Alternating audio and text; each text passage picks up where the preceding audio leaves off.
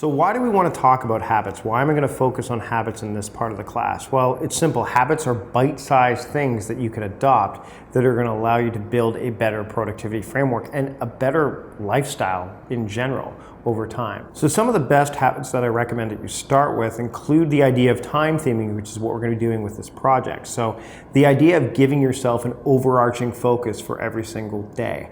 I'm not a big believer in the scheduling every moment of the day component that a lot of productivity tacticians kind of, promote. And the reason is because I call it the About a Boy syndrome. So basically the movie About a Boy is got this Hugh Grant character who lived by routine. Everything was done in 15-minute increments. He had this thing locked down. And then what happened one day is this boy showed up and threw everything out of whack.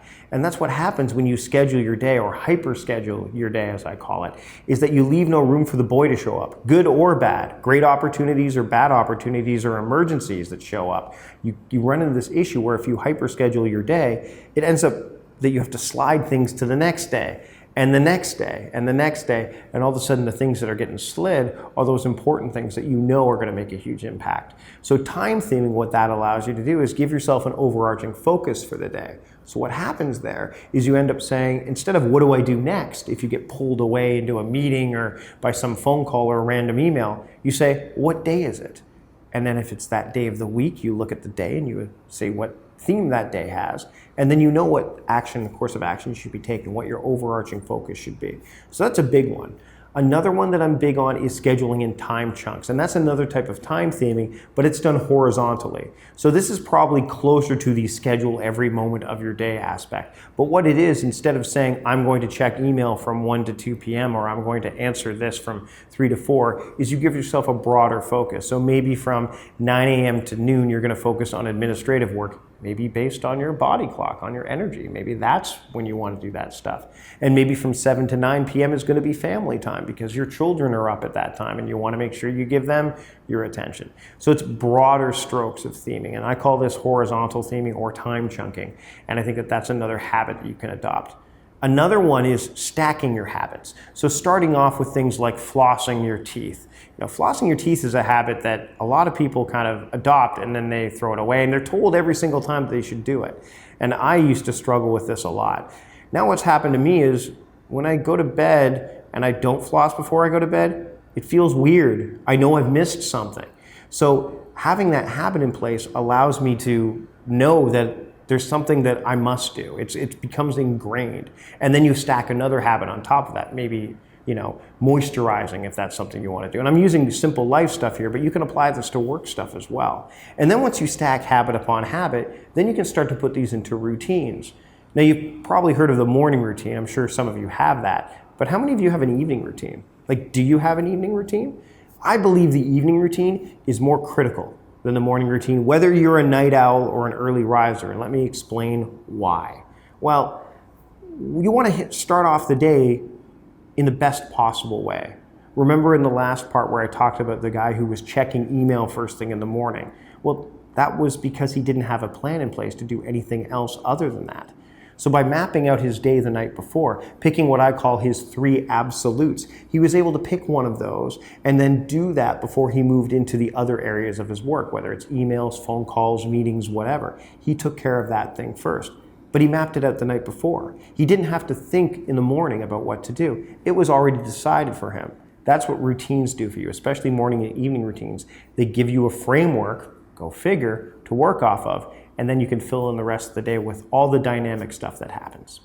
Now, having the right framework in place to build habits that will stick is key. And I touched on the idea of not scheduling everything in your calendar a little bit earlier. And there's a reason behind that, other than the fact that when you get distracted or disrupted and ultimately diverted, that you can go off course. The other thing is that the things that really matter that you want to put on your calendar don't stand out. It's part of the overwhelming component of your day. I mean, imagine looking at your calendar, and maybe you do this already, where you see just appointment after appointment after appointment after appointment. That's really what you're doing when you use your calendar as a to-do list. You're basically making these constant agreements with yourself. And some of those you're gonna have to break, whether you want to or not, because we don't always have 100% control over our day. But if you want to use the calendar as a framework to support better habits, what you can do is put the right habits in your calendar. Now I've got a great example for you: exercise. I suck at the exercise habit. Now I've tried several ways to keep the exercise habit going.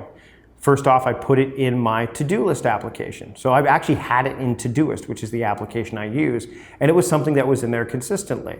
But because there are so many other things in my Todoist, it was kind of getting skipped over. It was that repeating task that I kind of just said, oh, well, I'll do it whenever. And it kept getting missed. So then what I did was I just said, okay, I want to exercise 5 days a week. So I just put it as an all-day activity on my calendar with the idea that, you know what, I will do it at some point. But guess what never happened? Exercise. So what I did was I actually put it in my calendar at a specific, consistent time every single day. By putting exercise at a consistent time for the days I wanted to exercise, I put myself in a position to be successful with keeping the habit and making it stick. You can do the same thing with meditation, yoga, maybe time you want to spend with your kids. But there's other agreements that you're going to have in there as well with others that you make: doctor's appointments, dentist's appointments, lawyer's appointments, meetings you have at the office. Those things belong in your calendar. But you don't want to overwhelm yourself in your calendar, because there's nothing worse than looking at your calendar and seeing a full day and knowing already that you're going to run into issues with getting all the things you need and want to get done during that day. So the thing is, if you have the right tool and the right way to pay attention to these intentions, which are keeping these habits, you can really move things forward. So if you're struggling with trying to figure out where you should put these habits, sure, you can write them down on paper. You could do that letter to yourself like I do, but maybe you want to use your task management tool like Todoist to put these consistent habits in there. Maybe you create a project that's called Habits, or a label that says Habits, and that's the one you monitor. But by putting it in there consistently, and it's a tool that you trust and you're going to consistently look at, the chances of those habits sticking and getting stronger improves day by day.